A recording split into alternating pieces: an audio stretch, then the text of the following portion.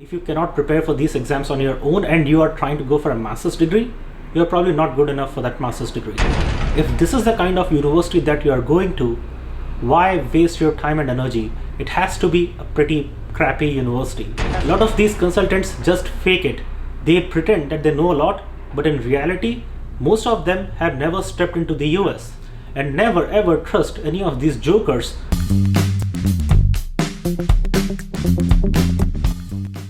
This is Chaitanya Samhara, faculty at the College of Business, University of Texas, Arlington. Many of my viewers who are aspiring to come study in the US for their master's degree were asking me my opinion about these consultancies that offer variety of services. And some of them showed me some recent social media posts about these scams committed by some of the consultancies. Before we go any further, let me clarify that I came to the US in 2006. Which means that I finished my application process in 2005. I had not paid a single penny and I had not gone to a consultant at all. I did all on my own. Of course, I took help from some of my family members, but I did not go for any professional help. And because I did not go for any professional consultancy, I am not even aware of the nature of services that they provide.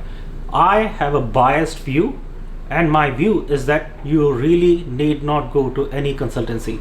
In today's day and age, when you have variety of information available online, why do you want to waste your time and money paying somebody, whereas you can do all those things yourself? So the recent post that was made on MSN USA group on Facebook was brought to my attention, and this is the post. So this person is complaining that a consultancy in Hyderabad promised her guaranteed admission at 3 universities that include Arizona State University and Ohio State University. And apparently this person could not get in, and the lady at that consultancy said she had applied late and therefore the consultancy is not responsible for her failure. And then another person is also complaining about the same consultancy, saying that they actually commit financial fraud as well. See, my view about these consultancies and these coaching institutions is as following. Again, I repeat, this is not a hard view. This is just one person's opinion. You take it or leave it. But I would still believe that my opinion in general for many people holds true. See, if somebody tells you that they will provide coaching and that you should come to their classes so that you can prepare well for your GRE and TOEFL, I would say that there is something wrong with you, not with that coaching institution. The thing is that GRE and TOEFL are not competitive exams like IIT and IIS exams. Alright? There is no such thing that only the top 2% or top 5% will get in. These exams are designed to understand the level of your logical thinking and your knowledge of the English language. Alright? Moreover, these two exams are only a part of your application. These exams do not directly get you admission in any university. There are a whole lot of other things that can affect your candidature.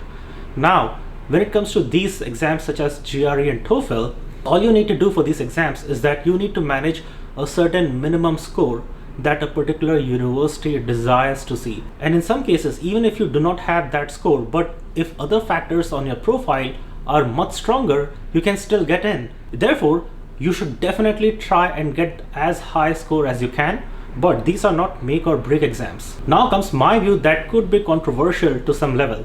See, GRE and TOEFL are exams for which you already need to have some foundational level basic understanding. If you do not have the right foundations, there is no person who can magically train you to improve your skills in English and math. Alright? See, my view is that nobody can teach you how to read a paragraph and answer questions about it. Nobody can make you memorize words. You have to do all of that on your own. Let's say if you are applying for a master's program in history or English, your quantitative score will hardly matter. However, if you're applying for an engineering course, your quantitative score will be much more important. Therefore, let's say if you're applying for master's degree in electrical engineering, they would expect that you have basic quantitative skills already. Now, these are quantitative skills that are up to school level. These are not high level advanced mathematics skills that they are trying to test. Therefore, in order to perform well in these exams, all you need are right resources.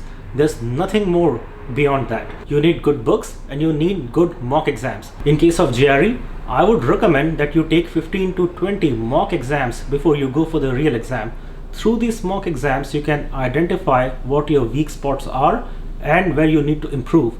Related to that, if you are enrolled in a coaching class, see how much time you are spending. You'll probably spend half hour to 1 hour, I don't know how long, to go to the coaching institution. There will be 1, 2, 3 hours long class. Then you'll have to drive all the way back again. All this time that you invested in that coaching, you could have used the same time at your own home studying for the same exam, and you could have used that time more efficiently. And therefore comes my harsh view. If you are not able to study for GRE and TOEFL on your own, if you cannot prepare for these exams on your own and you are trying to go for a master's degree, you're probably not good enough for that master's degree. Therefore, at best, that these coaching institutions can do is probably increase your score by 1 or 2 points. In fact, I believe that if you rather study on your own, you can actually get a higher score because you saved all that time studying on your own rather than going to these coaching classes. See, when I took GRE and TOEFL back in the day, Google was good but was not as good as it is today. Today, there are far more resources available online. Those days, I think I went through Barron's Guide, Kaplan and Princeton's materials, and that was more than enough. And in today's day and age, you should be able to get far more resources than I could get 15 years ago. Therefore, my recommendation is that prepare for GRE and TOEFL on your own. No need to pay anybody any money. Now, when it comes to these consultancies that actually guide you where to apply and how to apply, see, the point is that, again, can you not actually find out how good your profile is as compared to the profiles that are required at a particular university?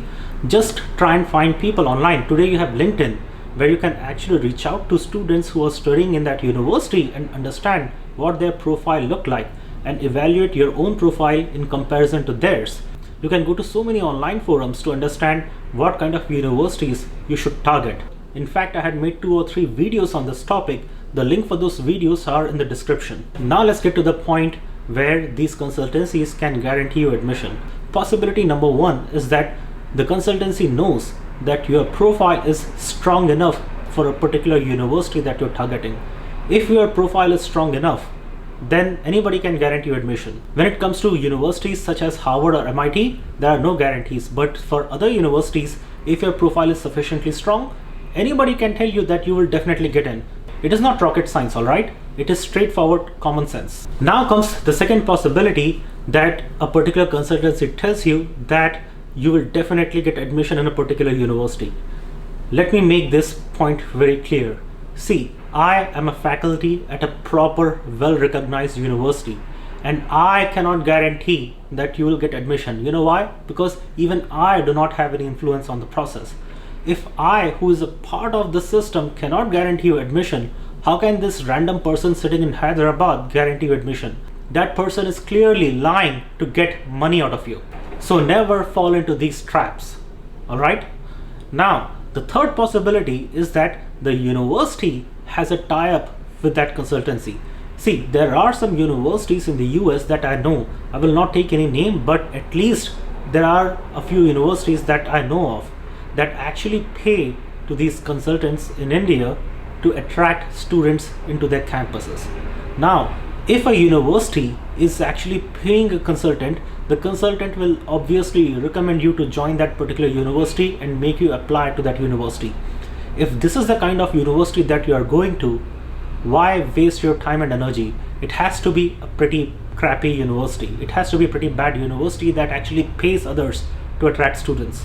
And what kind of career will you make out of it? You are highly unlikely to succeed once you join that university. And believe it or not, some of these universities have been banned by the American government now. In fact, you are unlikely to get a visa, and in many cases, students who got admissions into these universities, after they landed in the US, they were deported back to India. It is your job to do good research on what kind of universities that you want to apply to. Therefore, if you rely on a consultant to identify your university, there's something wrong with you. So now comes a very important point. Your personal statement is a part of your application that is highly valued by your university, that will actually be a significant determinant of your likelihood of getting admission. Now, when it comes to personal statement, people in India are actually not used to writing their personal statements for admissions. They are not used to writing essays of that kind. So they have no idea what to do about it. The point is that if you cannot even write 2 pages on your own after having gone through several sample personal statements that you can easily find online. Again, you should probably not even consider going to the US. If you do not even have the basic skills to write your first rough draft, how likely are you to succeed in an English-speaking country which actually relies heavily on your communication skills? I'm not saying that you should not seek help. You should actually definitely seek help when writing your personal statement. And in this regard, if you at all want to go to a consultancy, that's fine. But do not fall into their trap where they want to take over your application process. Therefore, my recommendation is that once you write your rough draft, try and seek help from those who have better writing skills than you. Now comes the last and very important point. Why do you want to rely on a third party to fill your applications? Are you not good enough to apply to a university on your own? If that is the case, how will you survive in this country? See, America relies heavily on personal capabilities and personal independence. You have to be self-dependent to do all these things on your own. It is not very difficult to apply to a university. First thing first, go to these universities' websites, look at their admission requirements, try and evaluate your profile in comparison to others. It is all doable on your own. Spend a few days. A lot of these consultants just fake it. They pretend that they know a lot, but in reality, most of them have never stepped into the US. Let's be real, they are just pretending they know nothing. That said, the story could be remarkably different if it is a really good consultancy and you're applying for undergraduate courses and you're aiming universities such as MIT, Harvard, Princeton. There are some really good consultants. They can actually charge you quite a bit, but they can really help you and do a good job. But there are very few of them. Don't ask me who they are, because this is what I've heard from others. I have never personally been to any such consultant myself. To summarize my points, study for GRE and TOEFL on your own. Get some good resources and study hard for these exams. Beyond that, try and do your own research to the extent possible. Try and talk to students who are already in those universities. If you have some seniors, try and talk to them and understand how that university is and how well your profile suits their requirements. Next, do not pay any consultancy to fill your applications.